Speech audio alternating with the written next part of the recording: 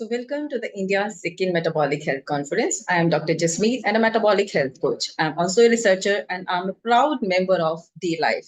D-Life, which is the India's only award-winning low-carb platform. And I'm thrilled to be the part of this conference, which has been brought to you by my esteemed mentors, Shashikant Iyengar and Anup Singh. This is just to provide you people with the unmatched scientific feast on metabolic therapies. And for this session of the Metabolic Conference, I have with me another wonderful guest, Nupur Lalvani. Nupur Lalvani, her story is so enlightening and she herself is so motivating. So let me first introduce Nupur. So Nupur, she has been diagnosed with the diabetes just at the age of 8. And I would say that this condition doesn't let her stop to live her life to the fullest. And she possesses so many credentials, and just to mention few of them, she's an athlete, she's a marathon and the ultra marathon runner. And she's, I think, also a martial artist. So now coming to her professional introduction, she's global, she's, I think, global health. You're also something doing with the, yeah. Yes, so she's advocating as a health coach, and she's, I think, the founder and director of the Blue Circle Diabetes Foundation. So the people who are not aware of this Blue Circle is actually introduced by the International Diabetes Federation in the 2007 to give a diabetes an identity and to raise the awareness about diabetes and give it the identity in the public spotlight. So Nupur, welcome you to the first India's Metabolic Health Conference platform.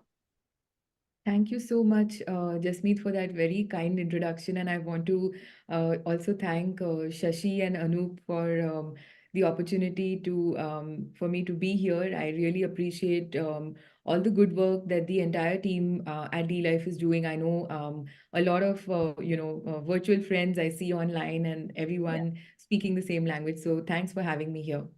So, Nupur, I think people would like to know more about you. So, what we can do is it would be great that if we relate our conversation to your journey as well.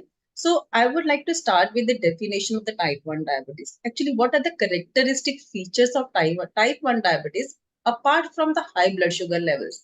And then, if you could also relate it to the part of your story, which make your parents think about that you must be facing some underlying condition and that ultimately lead to the diagnosis of type 1 diabetes. Please. Yes. Jasmeet, may I also share my screen? I have photographs from childhood that I'd like to, show. So if it's okay, I'm going to just share my screen as well.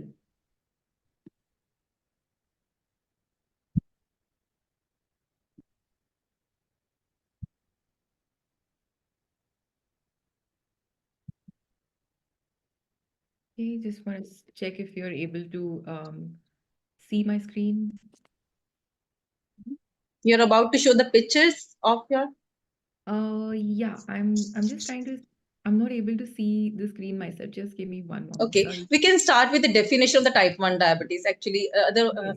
so meanwhile, you can just put the pictures. Yes, sure. So basically, type 1 diabetes is an autoimmune condition, and it's different to type 2 diabetes in the sense that type 2 diabetes, as we know, is a metabolic condition, usually comes a bit later in life. Type 1 diabetes, being autoimmune, can come at any age, which is why a lot of people in childhood also get type 1 diabetes, which is when, like Jasmeet was mentioning, I got detected with type 1 as well. And quickly, I'll run through a few symptoms so that our audience is also aware of the symptoms of type 1 diabetes. So excessive hunger, excessive thirst, excessive urination, fatigue, these are a few of the symptoms. For me, as a growing child, the hunger, I think, is something that is my parents at the time were, quite happy that I was playing, cycling, running, and they thought the hunger is possibly a part of just growing up and exercising and that sort of thing. But soon it got to a point where I was eating, more than the adults in the house. So I was eating more than my father, for example, and so it was a bit surprising. Started to get a little concerning for my parents at that time. Then making frequent visits to the washroom, excessive urination. Every time we would go out, I would want to go to the washroom. So, all those symptoms were there, all the classic textbook symptoms existed, but for Mhm. the reason that we didn't know that this correlates to type 1 diabetes, we weren't able to immediately, make that diagnosis. Yeah. I can speak a bit more about my diagnosis later or whenever just meet. So basically, I think that it's very important that the parents should look into the if there are any symptoms the children are exhibiting. I think your parents, I think especially your father took a timely action, and your diagnosis was, I think, done at that time. You still was producing some insulin. Your beta cells were still active. Yeah. So otherwise, I have seen that the kids they just land up to the DKA, the diabetic ketoacidosis stage, and the parents should take a timely action. So could you tell our viewers what actually DK is, diabetic ketoacidosis, which is a fatal condition?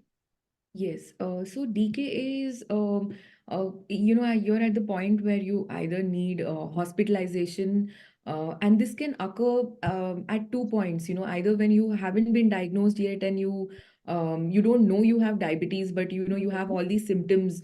The symptoms that I just mentioned: excessive Yeah. hunger, thirst, your blood sugar is extremely high. So when I was diagnosed, my blood sugar was 636. Mm. Now we all know the normal is between 70 to 100 is roughly what is normal blood sugar. Mine was over 6 times that, and and then some people may also have trouble breathing, which is called kusamal breathing. So all these symptoms come into play, and you could either have it before your diagnosis, or a lot of people, due to not having the knowledge of how to manage their type 1 diabetes, could also develop DKA while having type 1 diabetes when their sugars are very high, or they've not checked their sugar, or they've Mm. forgotten to take insulin, or there's a mismatch in insulin and food. So these are the two ways in which DKA can occur, and it's definitely, it can be a medical emergency if you're able to bring down your blood sugars at home by yourself. If you're in already you already have type 1 diabetes and you know how to manage it, well and good. If not, you need to rush to the ER. You need to go to the hospital. Mhm. So basically, early recognition is important for the early diagnosis and then the better outcomes in the case of the type 1 diabetes, kids especially. Correct. Yeah. Okay. So, Nupur, now I think we can get to the low carbohydrate diets. So, Yes. okay, so you want to share your screen? Okay. Yes, I'll just So this is about your foundation, the Blue Circle Diabetes Foundation.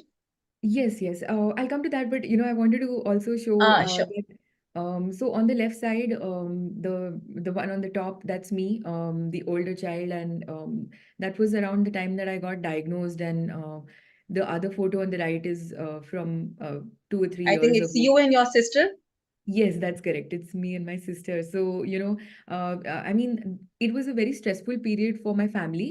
As you can see, my sister is about a year or less than a year old, and Okay, at the time I of your was. diagnosis, no? Yes, Okay. correct. So, getting to know about a chronic lifelong condition, being diagnosed at the same time, and lots of things happening was definitely very stressful.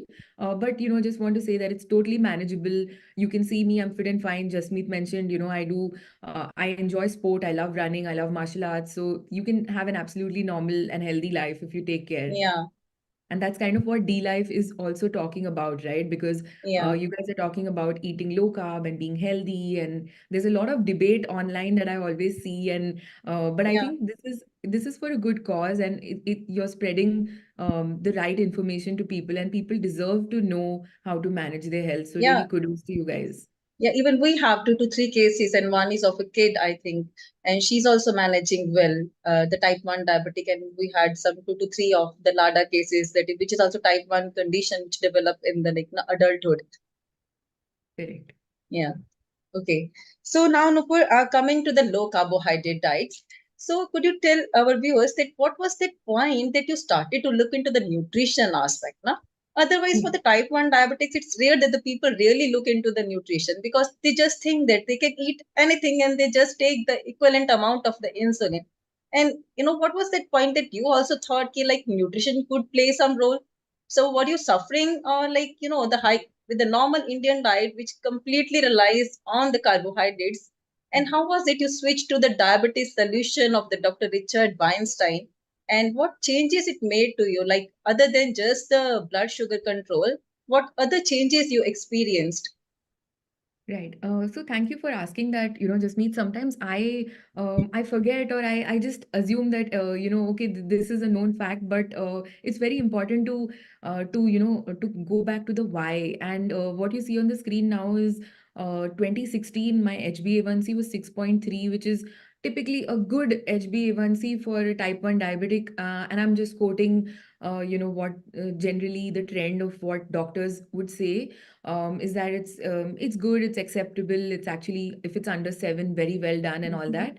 2016 is when I actually transitioned to low carb. So at this Okay. point, I was still, I was high carb. I was eating my roti and parathe and whatnot. And 6.3 is, it's great actually. People would say, Yeah. what's the It's not problem? that bad, I would say.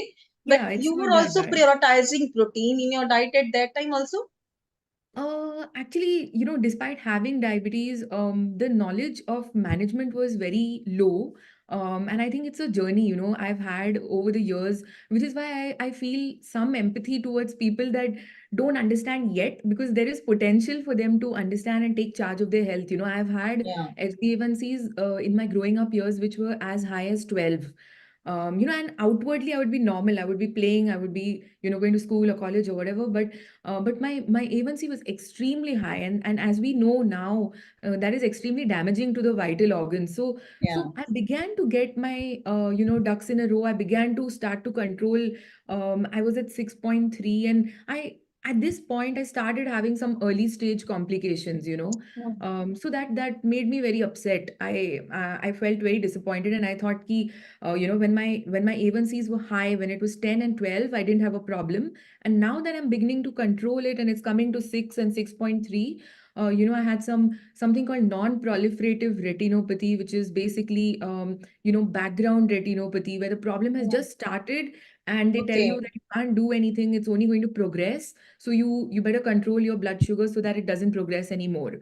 And I felt extremely upset and depressed with that sort of, to be in that sort of situation. And on the next slide, I want to show you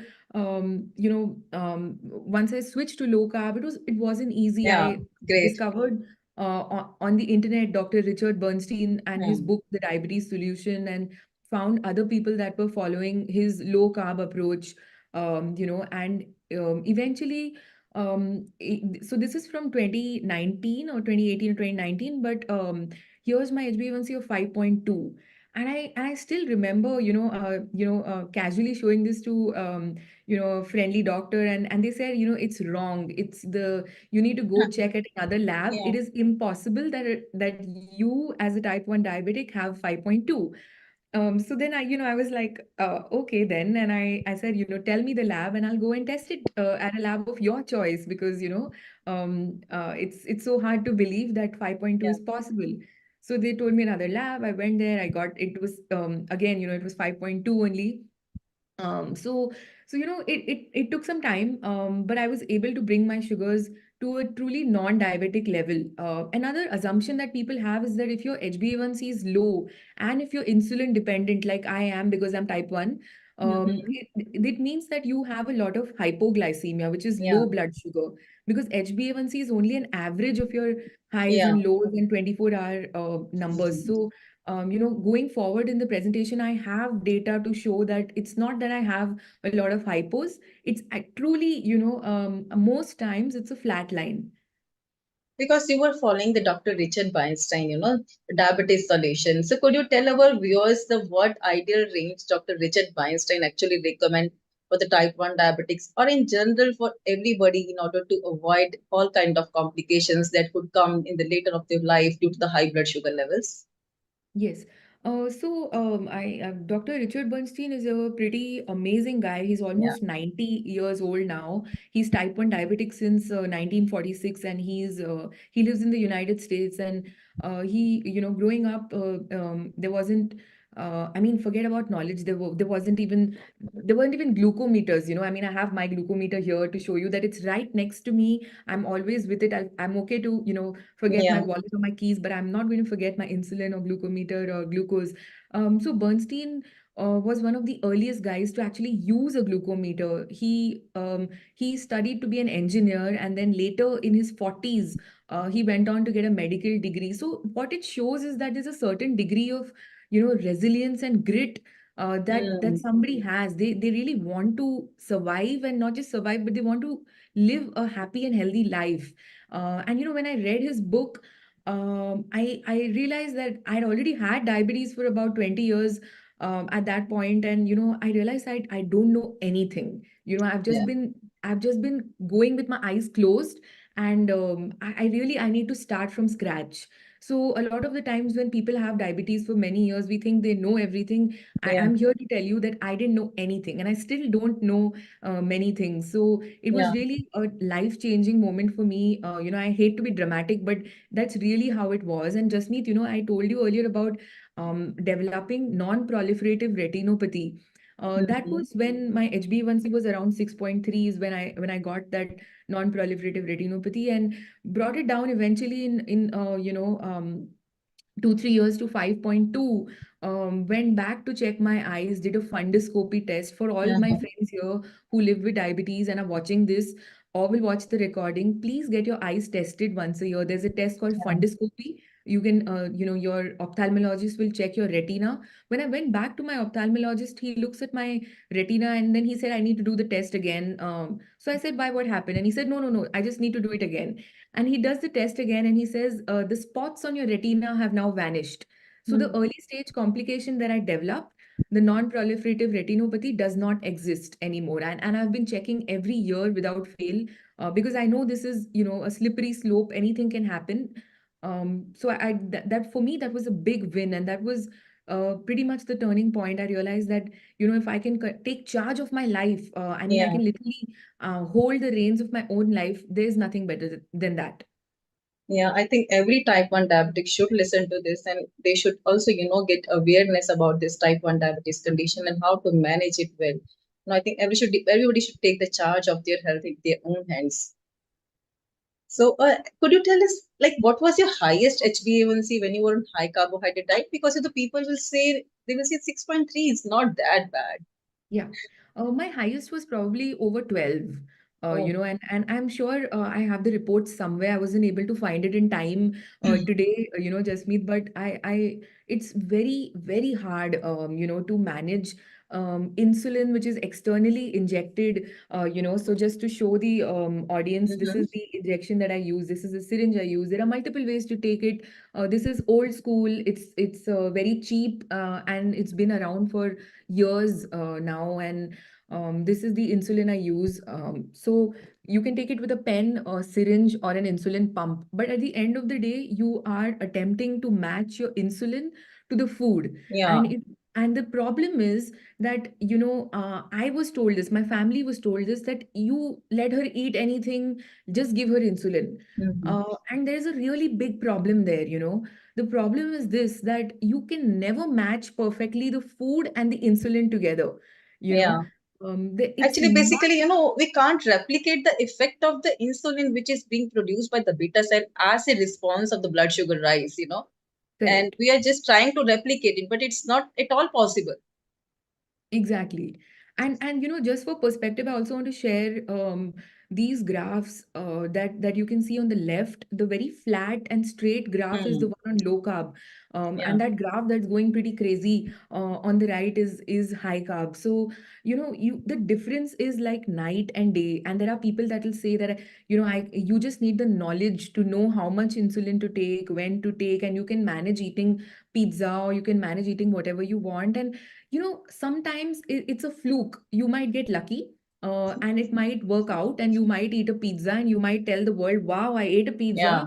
And you can go ahead and enjoy your high carb food, and you can, because we have to remember this is a choice, and the Yeah. choice of managing the health is in your hands. And I'm speaking really to our friends here who want to improve their health, because unless you want to do it, it's not going to happen. Nobody's forcing you to do low carb. We are just sharing what works for us, and this is a fact. This is evidence. It's right here in front on the screen. I think people should try with the Libre that you are using. Every type Yes. 1 diabetic should put a Libre just to see the effect of the food. Exactly. Yeah, it So makes a this is huge how the difference. people can change. Listening to the other stories, they don't believe. If they put the Libre and then they see like they're eating a pizza and the blood sugar spikes. Yeah. And Jasmeet, I realized I forgot to actually answer your question fully. You asked what range of blood sugar also Yeah. that Bernstein talks about, and Bernstein says that the best sort of the ideal blood sugar is 83. So your goal should really be 83. But 83, and it is my goal as well. But it's one number, and Yeah. blood sugar when you check on a glucometer is like a photograph, but when you use a CGM, a continuous glucose monitor, that's like a video because you can see the Yeah. entire range like on the screen right now. So what I do, I want to quickly touch upon something called time in range. Nowadays, a lot of healthcare professionals talk about time in range, and they say that your range should be from 70 to 180. And a lot of low carb advocates, we know of them online through Twitter and other platforms. They talk about how that is so high. I mean, 180 is double of what it really Yeah. should be. So my range personally, what I set, and you can see here on the left side, is 70 to 120. That's my Yeah. goal. I want to be between 70 and 120 over a period It's of amazing. 24. Yeah, over a period of 24 hours. So doesn't matter if I'm eating, exercising, fasting, whatever. I am trying to match my externally injected insulin, my low carb food, and many times I'm quite successful at staying in that range. There are going to be some factors sometimes, and your blood sugar will be higher or lower, and that's all right because you're type 1 and you're not making insulin, and the mismatch is bound to happen. But for the large part, it's quite doable. If I can do it, anybody can do it. Yeah. People should understand this is the magic of the low carb. It's not Exactly. possible at high carbohydrate meals. Yeah, it's not possible. Yeah. Okay. So, Nupur, coming to the next question, I would ask you, uh, see, low carb is good and we can manage well with the low carbohydrate diet, but people would like to know that low carb, like you have already shown the graph that one can manage well and be in the range, which is a recommended range even for the normal people.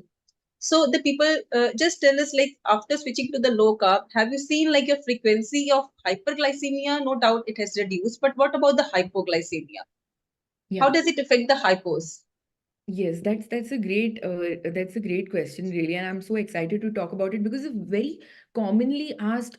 People say that if I eat low carb, will I get a lot of hypos? And the answer is no, because we spoke about time in range earlier, and a couple of years ago at one of the medical conferences, there was an endocrinologist that talked about time in tight range, which is what they're realizing, that what they said earlier about time in range up to 180 being too high. So now they're suggesting if you can do between 70 to 140, that is, a better situation if you can manage everything, because after all, it's an interplay between insulin, food, your mental health. It's a lot of things on the table that you have to consider.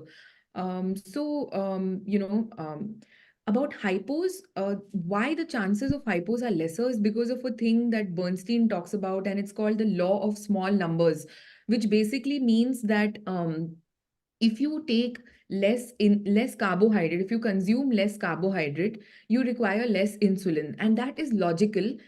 So for people that are on insulin, I think there are two types of people. There's one set of people that my doctor has told me take six units, 6 in the morning, 6 in the afternoon, 10 at night, or whatever, and I'm just going to blindly take those units. Mm-hmm. So that's one type of person, and I Yeah. used to be that person because I didn't have the knowledge. And then the second type, and I think what also, to be fair, healthcare professionals are encouraging nowadays is to also be able to titrate your dose. So you adjust your dose basis of what you're eating. If you're eating less carbs, you take less dose. So Yeah. less carbs, less insulin, and once you put in less insulin, there's also less chance of hypo. Not only less chance of hyper, but also less chance of hypo. We all know that maybe 5 units of insulin can give you a quicker and more intense hypo, but maybe 1 or 2 units of insulin is going to give you, if at all you get a hypo, which is unlikely, you will probably get a very mild hypo, not a dangerous Yeah. hypo that needs hospitalization or some sort of help from another person. Mhm. So switching from the high carb to the low carb, it drastically reduces both the hyperglycemia risk and the hypoglycemia risk. Yeah. Okay. So, coming to my next question, so Nupur, one thing is, as we have already discussed, that early diagnosis is the key in managing the type 1 diabetes condition. The thing is, many kids, when they are diagnosed with type 1 diabetes, I have seen like, the parents, they are so reluctant to give the insulin. They're just trying to, okay, we can avoid it as long as we can avoid. So, could you just talk about this? So, how important, just try to discuss like how important it is to give the insulin at the initial stage itself to prevent the further beta cell damage. Yes, I think it's very important. I think that, we live in the age of information. There's social media. Everyone knows someone who has some advice for diabetics and who to believe. Yeah, We also see a lot of celebrity nutritionists. I see even recently, you guys were discussing on Twitter about how some of these celebrity nutritionists are advising people to eat chickus, for example. yeah, Very dangerous information. And how do we counter this? How do we tell people that if you don't take insulin, if you have type 1 diabetes, it's an autoimmune condition. It's not your fault, it just happened.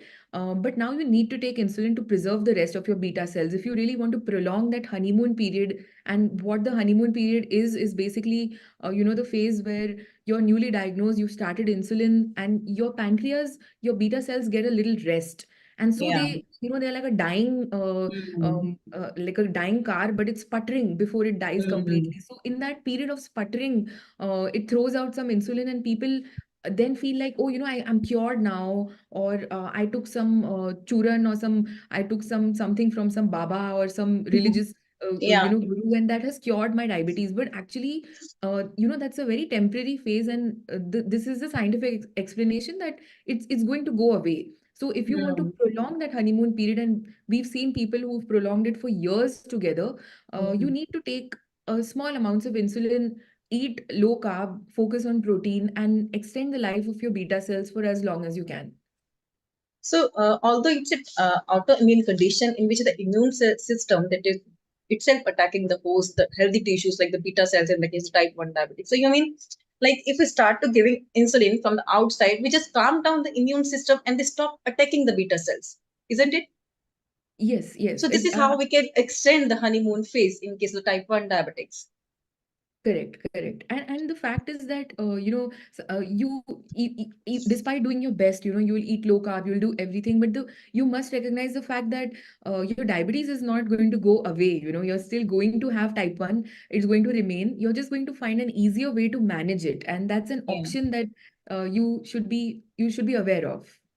So, like, what test they should do? Like, if they have C peptide, like, if they still produce some insulin, they go for the C peptide, and if it comes around 1.5, and they say like it's still good.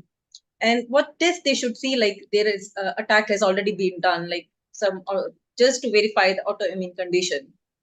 So the GAD65 test, there's a whole antibody panel, and it's pretty expensive. I think there are 6 or 8 antibody tests that can be done. It's a very expensive affair, but in many cases, back when I was diagnosed almost 30 years ago, there was no antibody or anything. There was actually no C peptide also. To Okay. the best of my knowledge, this was not there, and Okay. I all we remember, all that was there on the reports was blood sugar of Yeah. 636.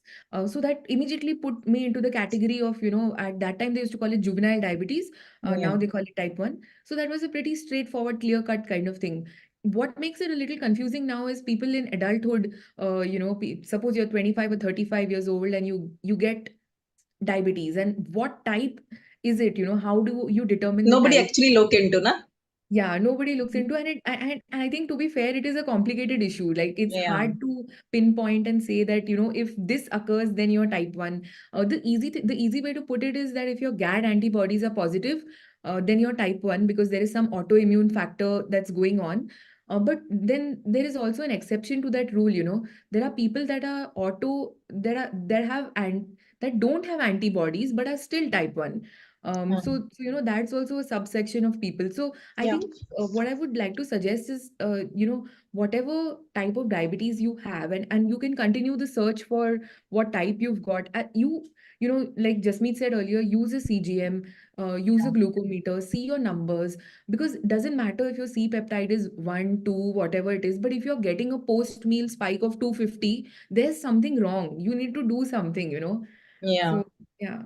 So even if like people in the adulthood, like if they diagnose the type 1, and even if they are unaware about that, at least they can go to the low carbohydrate diet if they're Yeah, not actually get ready to take the insulin. So that is the best way to prevent the further damage. exactly. Correct. So so I think if you would like to talk about the type of insulins that you are taking, so that the people get to know about, one is a basal and the bolus Yeah, dose. So yeah, what is yeah. that basal and the bolus insulin that the type 1 diabetics has to take? Yes. Bolus is basal and bolus, they are both generic names for bolus is rapid acting insulin and basal is long acting insulin. There are two types of insulin. There are actually three. There is also mixtard, which is not used as commonly now, or maybe it's used more for type 2 diabetics. Or it's also used sometimes, when people are unable to afford, different types of insulin. So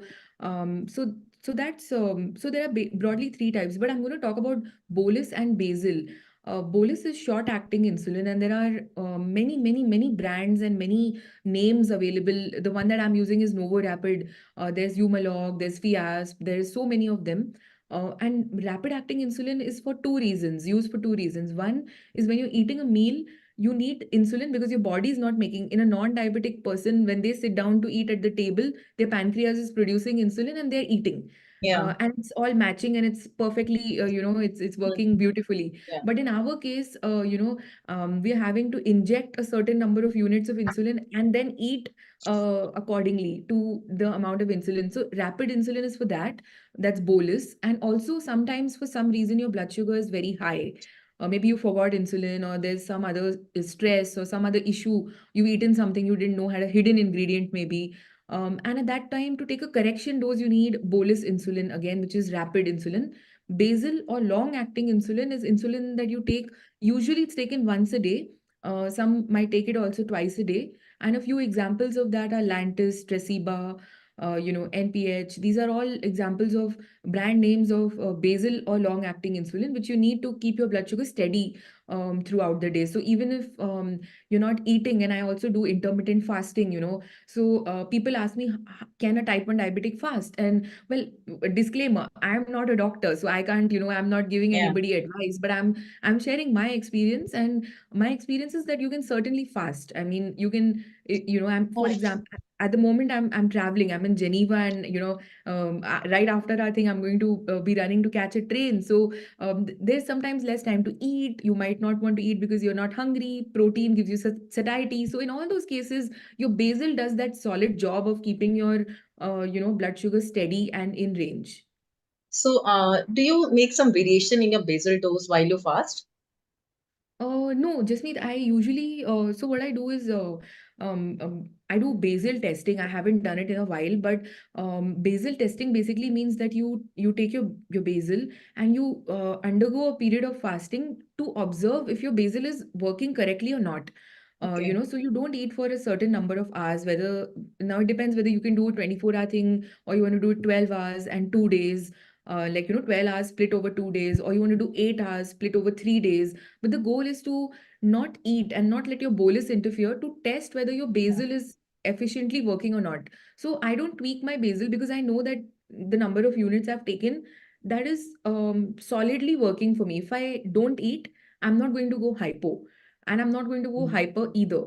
And whenever Mm. I do need to eat, then I add in that additional bolus and along with my food. So I like to keep it really, really simple and foolproof in that way.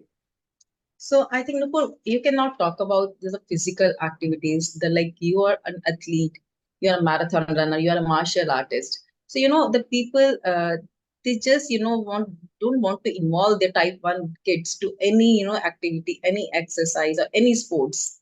So because they're just worried not about the hyperglycemia, but they're more worried about the hypoglycemia. So could you just tell like those parents like what I see, like even for you, even the sky doesn't seem to be the limit. So just talk about the sports. Yes, I'll just, I have a slide here about, back in 2019, so I'm the third one from the left.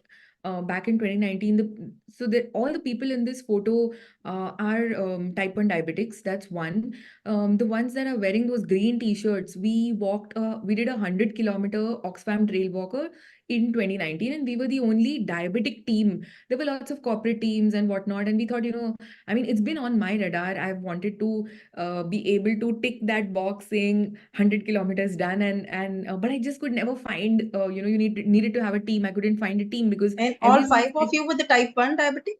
yeah, all five are type 1, Uh, and the ones that did the 100K are four people in the green t-shirts.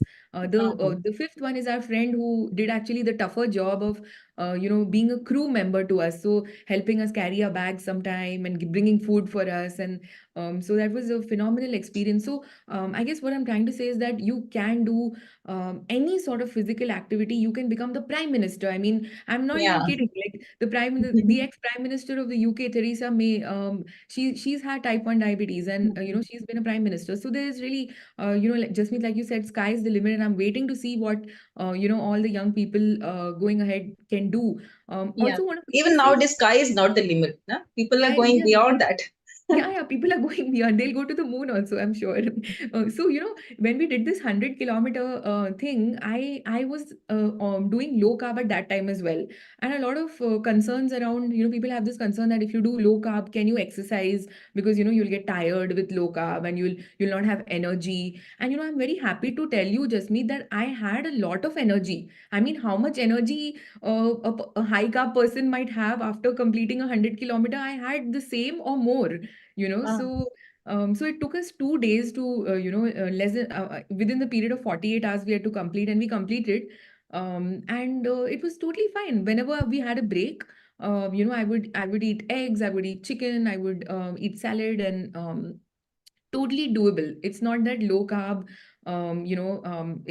there's a lack of energy or any of those things. If your, hydration, if your electrolytes are on point, yeah. if you're having enough salts, and if you're eating low carb and you're used to it, it's not like you're starting to do something new. You want to do a 100-kilometer tomorrow and you want to start low carb tomorrow, probably a bad idea. But if you're used to it and you've practiced that way, then nothing stops you.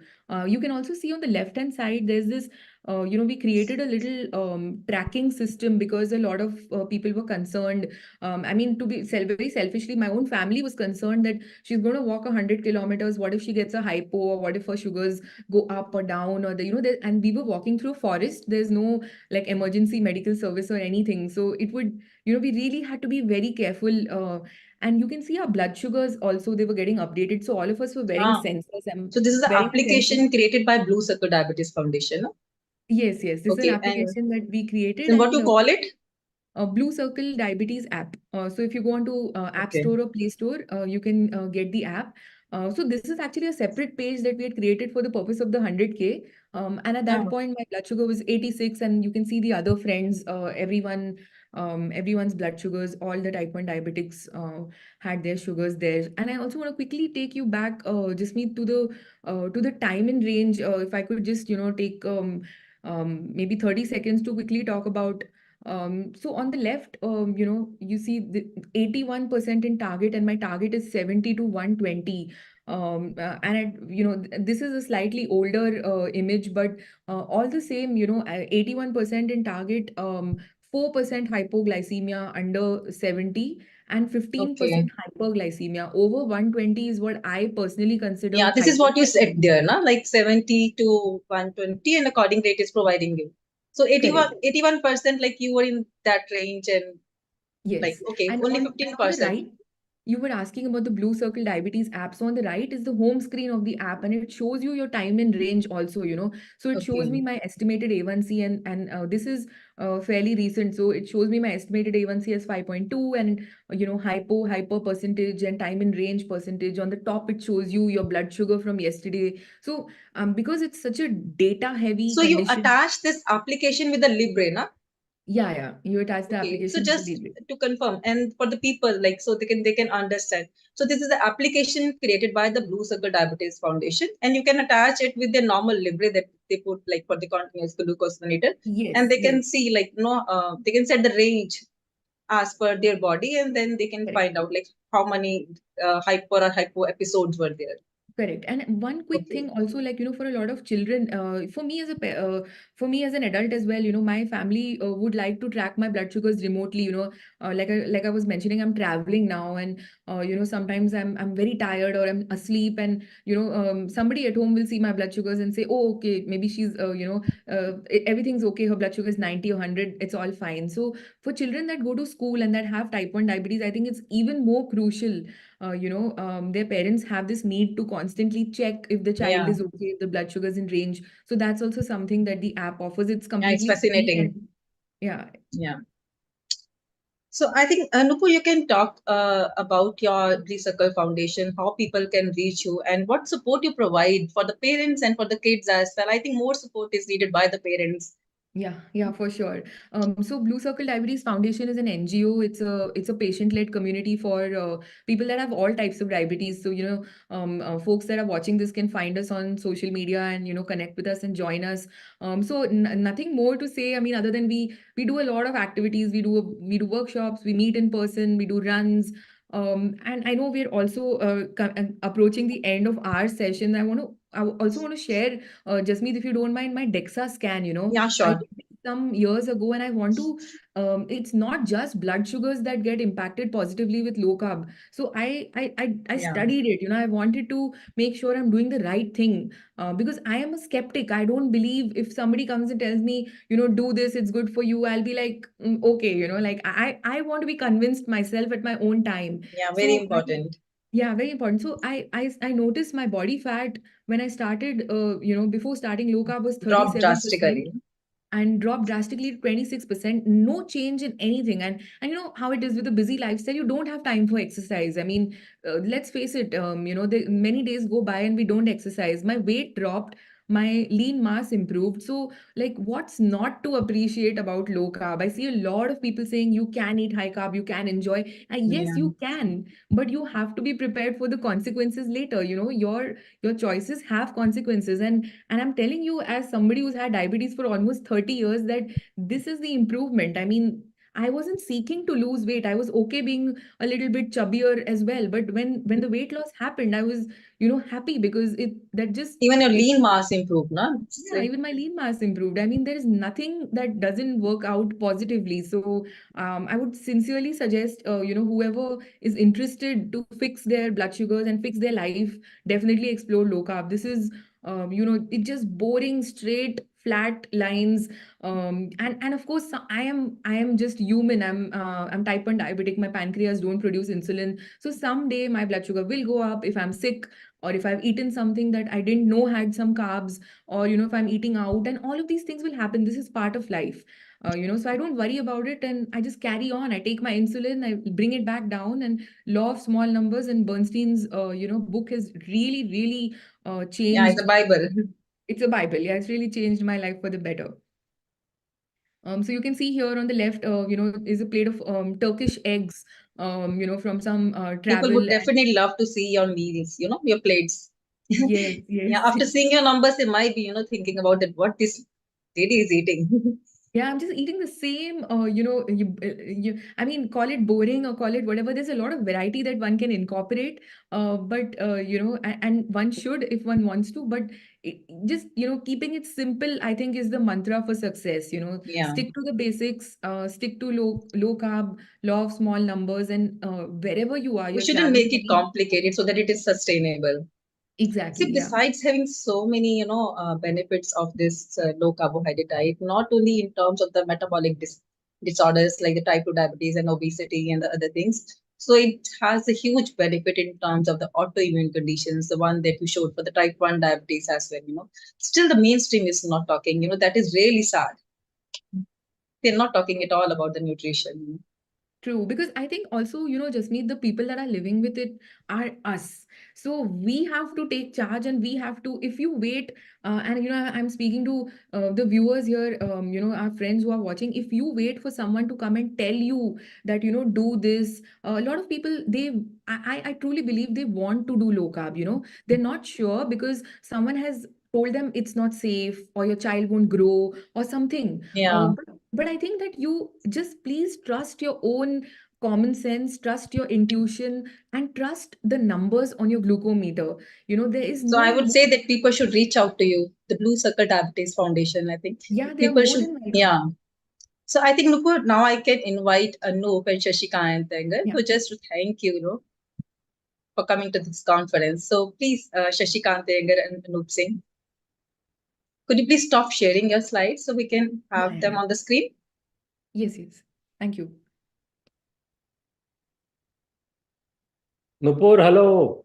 Hi, Shashi. Great to see you. I'm so happy to have you in this conference, in the second conference. We missed you in the first one, but nevertheless, we thought No, we no, thank you. Thank you so much for having me. I really appreciate it. And kudos to you for, spreading all this information, helping people. I think it's amazing service that people are getting by knowing about low carb. Hi, Anoop. Hi, how are you? I'm good. And, Thank you. Thanks for and having me. Nupur, I'll truly, I'll dub you as I truly call you the super girl of India. Yeah. The type 1 diabetes, following Bernstein protocol. So thank you very much, Thank you. Nupur, and we will get associated in coming times for more such sessions. Thank you. Definitely. Thank Thank you. you. Thank you so much, Thanks. Nupur. Yeah. Thank you. Anup, Bye. Yeah, just one point, I think Shalini is with you, right? Shalini, Srishti. Yeah, yeah, yeah. They're also there. Yeah. Amazing girls and parents, and really, you'll be happy to know, Anup, there are a lot of more people that are getting into low carb, even children, a little skeptical, but they're getting into it slowly and steadily, and they're seeing others benefit and they want to do it also. I think we saw, Shalini and Srishti. They were two whose mom were very cooperative, and the other Correct. one was, I think, 4.5-year-old. I forget her name, but even she had hit 4.8 Oh, A1C. Ah, wow. Vindhya, maybe.